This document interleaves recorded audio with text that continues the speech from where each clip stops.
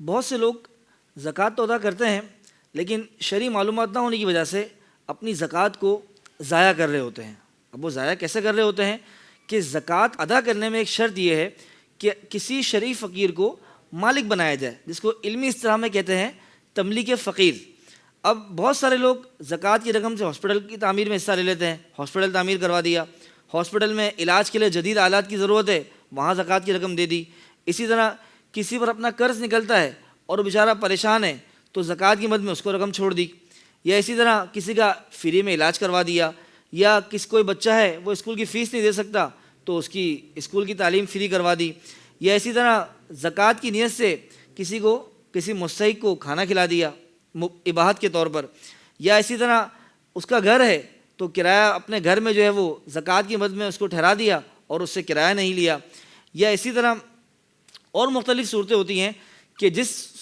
طریقے سے لوگ زکوٰۃ ادا کر تو رہے ہوتے ہیں لیکن ان کی زکوٰۃ ادا نہیں ہوتی۔ اب جتنی میں نے مثالیں دی ہیں ان سب میں کہیں پر بھی شرعی فقیر کو مستحق زکوٰۃ کو مالک بنانا نہیں پایا جا رہا، تو جب تک مالک نہیں بنائیں گے زکوٰۃ ادا نہیں ہوگی۔ اب اگر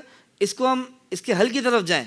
کہ مثال کے طور پر کسی کو مستحق کو کھانا کھلانا ہے تو آپ نے کھانا خرید کر اگر مستحق کو مالک بنا دیا، اس کو کھانا اس کے ہاتھ میں دے دیا، اب وہ جو چاہے کرے، تو یہ تملیک فقیر ہو گئی۔ اسی طرح کسی سے آپ کو قرض واپسی لینا ہے لیکن وہ نہیں دے پا رہا تو اس کی بھی صورت علماء نے بیان فرمائی ہے کہ اگر آپ اس کو رقم چھوڑ دیں گے اس سے آپ کی زکوٰۃ ادا نہیں ہوگی، بلکہ اس کا درست طریقہ یہ ہے کہ آپ اس کو زکوٰۃ کی مد میں رقم دے دیں، اس کے بعد جو ہے وہ رقم اس سے واپس لے لیں۔ تو یہ لا علمی کی وجہ سے بہت سارے لوگ، مختلف فاؤنڈیشن ہیں، مختلف ادارے یہ کام تو کر رہے ہوتے ہیں لیکن وہ بیچارے لوگوں کی زکوٰۃیں ضائع کر رہے ہوتے ہیں۔ علماء نے یہاں تک لکھا کہ آپ مسجد کی تعمیر میں، مدرسے کی تعمیر میں بھی براہ راست زکوٰۃ کو نہیں لگا سکتے،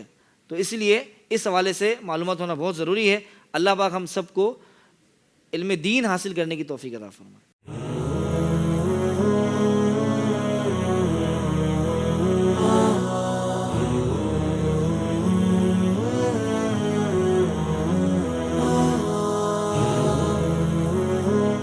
Kachi Memon Islamic Center. Run towards way of Allah.